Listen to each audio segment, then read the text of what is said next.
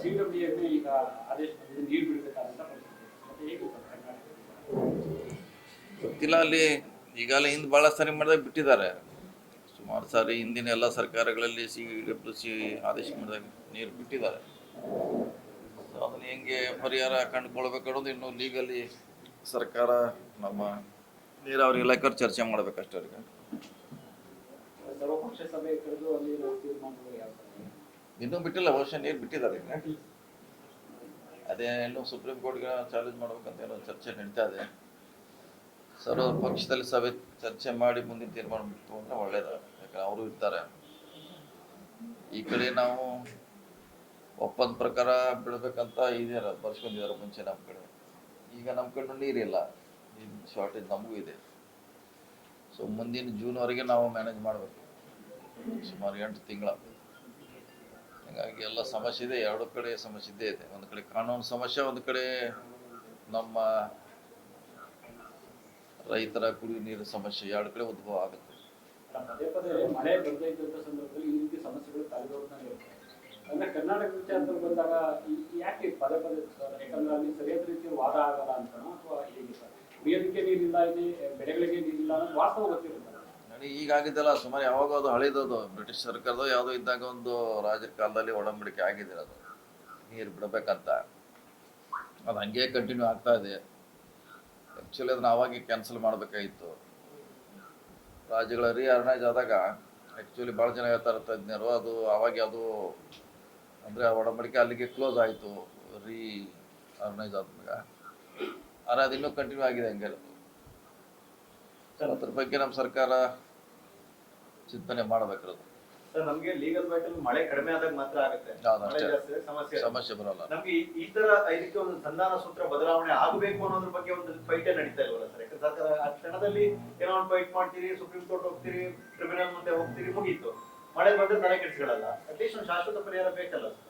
ಅದೇ ಇನ್ನು ಮಾಡಬೇಕಲ್ಲ. ಇಂಥ ಸಂದರ್ಭ ಬಂದಾಗ ಅದು ಗಮನಕ್ಕೆ ಬರ್ತದೆ.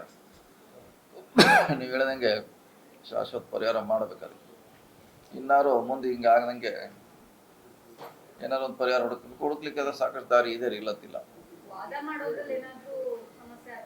ಇಲ್ಲ, ವಾದ ಮಾಡೋದೇನಲ್ಲ.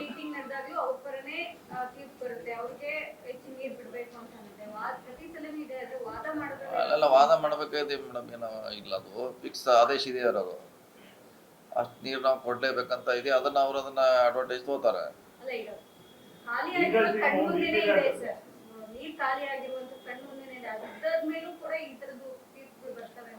ಅದಕ್ಕೆ ಹೇಳಿದ್ರೆ ಇದೇನು ಸರ್ಕಾರ ಇದ್ರ ಬಗ್ಗೆ ಚಿಂತನೆ ಮಾಡಬೇಕು.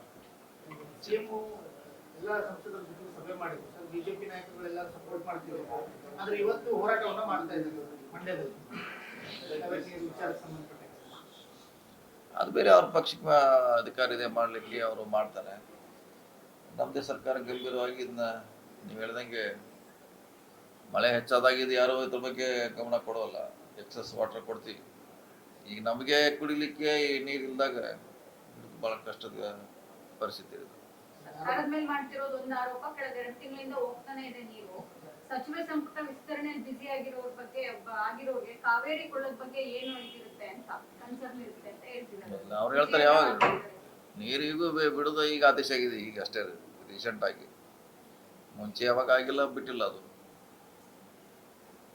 ಧಾರವಾಡ ಎಲೆಕ್ಷನ್ ರೆಡಿ ಮಾಡ್ಕೊಂಡಿದ್ದೆ. ಮಧ್ಯಂತರ ಜಾಮೀನಾಗಿದೆ ಸರ್. ವಿನಯ್ ಕುಲಕರ್ಣಿಗೆ ಮಧ್ಯಂತರ ಜಾಮೀನಾಗಿದೆ ಸರ್. ಶಾಸಕ ಸ್ಥಾನ ಮರುಸ್ಥಾಪನೆ ಆಗಬೇಕು ಆಗುತ್ತೆ. ಸೊ ಎಲೆಕ್ಷನ್ ಒಂದು ಕಡೆ ತಯಾರಿ ನಡೀತಿತ್ತು, ಈಗ ಇಲ್ಲ ಅಷ್ಟೇ, ಡ್ರಾಪ್ ಆಗ್ತದೆ, ಒಂದಾಗುತ್ತೆ, ಹಿರಿಯೂರು ಆಗ್ತದೆ ಅಷ್ಟೇ. ತೀರ್ಪು ಬಗ್ಗೆ ಏನಂತೀರಿ ಸರ್? ಜಾಮೀನು ಸಿಕ್ಕಿದೆ, ಇರ್ಬೋದು, ಕಾನೂನು ಹೋರಾಟ ಅಷ್ಟೇ. ಅದ್ರ ಬಗ್ಗೆ ನಾವು ಹೇಳಲಿಕ್ಕೆ ಆಗಲ್ಲ. ಅದು ಕೋರ್ಟ್ ಇದೆ, ಕಚೇರಿ ಇದೆ. ಹೈಕಮಾಂಡ್ ಪಟ್ಟಿ ಇಸ್ಕೊಂಡು ಕಳಿಸ್ಬಿಟ್ಟಿದ್ದಾರೆ ಸರ್. ಯಾವಾಗ ಸರ್? ಹೇಳಿದಾರಮ್ಮ, ಸೋಮವಾರ ಆಗಲೇಬೇಕಲ್ಲ. ಆಲ್ರೆಡಿ ಟು ಲೇಟ್ ಆಗಿದೆ. ಸೋಮವಾರವರೆಗೆ ಮಾಡ್ತಾರೆ. ಅಷ್ಟಾಗಿ ಪಟ್ಟಿ ಬರ್ಬೋದ್ರಿ, ಮುಂದೆ ಬರ್ತದೆ, ಮಾಡ್ತಾರೆ. ರಾಜ್ಯ ನಾಯಕರುಗಳ ಮಾತಿಗೆ ಬೆಲೆ ಇಲ್ಲ ಸರ್. ಹೈಕಮಾಂಡ್ ತೀರ್ಮಾನ ಮಾಡ್ತಾ ಹೇಗೆ ಸರ್?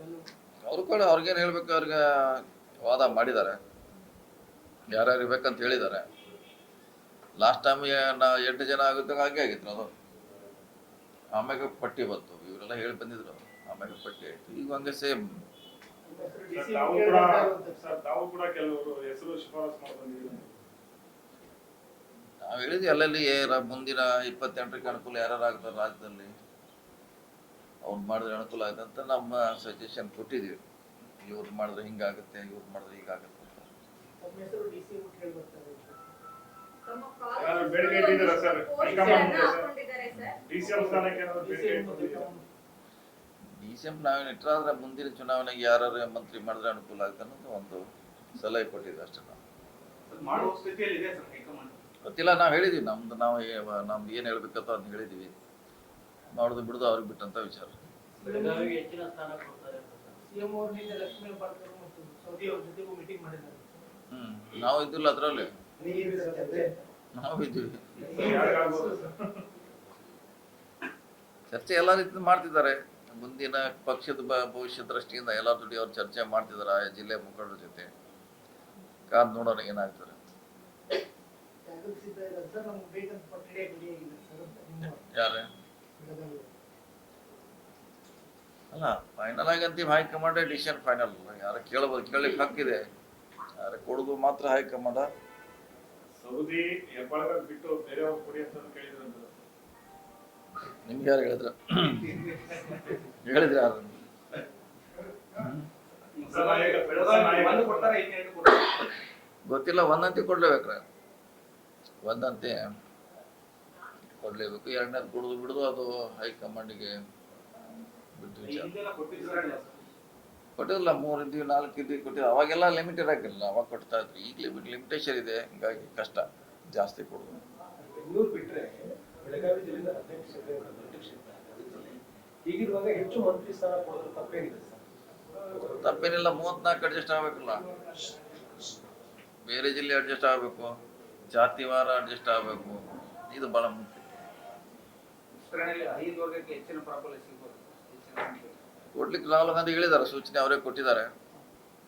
ಅದ್ರ ಬಗ್ಗೆ 20ರಲ್ಲಿ ಎಷ್ಟು ಸಿಗ್ಬೋದು ಸರ್? 5 ಗೊತ್ತಿಲ್ಲ. ಅವರೇ ಈಗಲೇ ಹೇಳಿದ್ರೆ ಅವ್ರ ಕೈಗೆ ಲಿಸ್ಟ್ ಇದೆ. ಈಗ ಅವ್ರು ಹೆಂಗ್ ಮಾಡ್ತಾರೆ ನೋಡೋಣ. ಅವ್ರಿಗೆ ಬಿಟ್ಟದ್ದು ಹೆಚ್ಚು. ಸಿಎಂ ಸಿದ್ದರಾಮಯ್ಯ ಅವರು ಭೇಟಿ ಮಾಡಿದ್ರು. ಯಾರು? ಸಿಕ್ಕಿದ್ರಲ್ಲ, ಬೆಟ್ಟ ಆಗ್ತಾರೆ ಅವರೇ. ಇತ್ತೀಚೆಗೆ ಇಬ್ರು ಒಟ್ಟಿಗೆ ಕಾಣಿಲ್ಲ ಸರ್. ಇಲ್ಲ, ಮೊದಲು ಕಾಣಿಲ್ಲ, ಈಗೂ ಕಾಣಿಲ್ಲ. ಮೊದಲು ಹಂಗೆ ಇದ್ದು ಸೇಮ್. ಜಮೀರ್ ಅವ್ರದ್ದು ಕ್ಲಿಯರ್ ಆಗುತ್ತಾ? ಇಲ್ಲ, ಗೊತ್ತಿಲ್ಲ. ಎಲ್ಲ ಕೊಟ್ಟು ಬಂದಿರೋ ಲಿಸ್ಟು ಹೇಳಿದ್ದಾರೆ. ಅವ್ರ ಬಗ್ಗೆ ಮಾಡಿದ್ರೆ ನಮ್ಗೇನು ಅನುಕೂಲ ಅನಾನುಕೂಲ ಎಲ್ಲ ಹೇಳಿ ಬಂದಿದ್ದಾರೆ. ಸೊ ಅದ್ರ ಬಗ್ಗೆ ಡಿಸಿಷನ್ ಮಾಡ್ತಾರೆ. ವೇಟ್ ಮಾಡೋರು. ಇನ್ನೊಂದು 2 ಡೇಸಲ್ಲಿ ಪಟ್ಟಿ ಬರ್ತದೆ. ಇರುವಂತ ಪ್ರಸ್ತಾಪ ಸರ್, ಮೇಲ್ವರ್ಗದ ಸಿಎಂ ಆಗಿದ್ದಾಗ ಸಹಜವಾಗಿ 5ನೇ ವರ್ಗಕ್ಕೆ ಹೆಚ್ಚಿನ ಸ್ಥಾನ ಸಿಗಬೇಕು ಅಂತ ಕೂಗಿರುತ್ತೆ ಸರ್. ಹೌದು, ಹೇಗೆ ಮ್ಯಾನೇಜ್ ಮಾಡ್ತಾರೆ ಹೈಕಮಾಂಡ್ ಸರ್? ಅದನ್ನೇ ಅವರೇ ಸೂತ್ರ ಹೇಳಿದ್ದಾರೆ. ಅವ್ರ ಕೈಯಲ್ಲಿ ಪಟ್ಟಿ ಇದೆ, ಸರಿಯಾಗಿ ಮಾಡ್ತಾರೆ ಅವರು. ಮತ್ತೆ ಪ್ರಬಲ ಜಾತಿಗಳಿಗೆ ಹೆಚ್ಚು ಸ್ಥಾನಮಾನ ಸಿಕ್ಬಿಟ್ರೆ ಹೇಗೆ? ಬ್ಯಾಲೆನ್ಸ್ ಮಾಡ್ತಾರೆ. ಅವ್ರಿಗೂ ಬ್ಯಾಲೆನ್ಸ್ ಮಾಡ್ತಾರೆ, ಇವ್ರಿಗೂ ಕೊಡ್ತಾರೆ. ಬ್ಯಾಲೆನ್ಸ್ ಮಾಡ್ಲಿಕ್ಕೆ ಅವಕಾಶ ಇದೆ, ಮಾಡ್ತಾರೆ.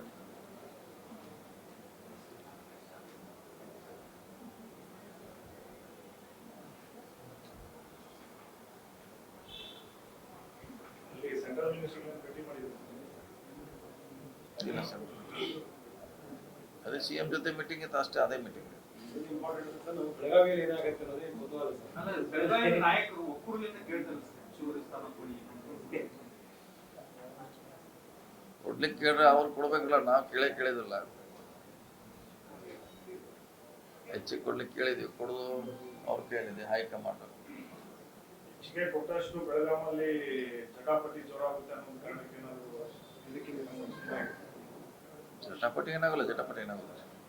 ಅಲ್ಲಿ ಸಾವುಕಾರ ಫ್ಯಾಮಿಲಿ, ಹೆಬ್ಬಾಳ್ಕರ್ ಫ್ಯಾಮಿಲಿ ಅಂತ ಮುಂಚೆಯಿಂದ ಕೂಡ ಚಿಕ್ಕದೆಲ್ಲ 2 ಮತ್ತು ನಡೆದಿದೆ. 3 ವರ್ಷ ನಡೆಸಿದ್ರಲ್ಲ. ಮತ್ತೆ ಈಗೇನಾಗಿದೆ? ಏನು ಚಟಾಪಟಿ ಏನಾಗಿಲ್ಲ, ಶಾಂತ ಇದೆ. 3 ವರ್ಷ ಶಾಂತ ಇದ್ದಾರೆ.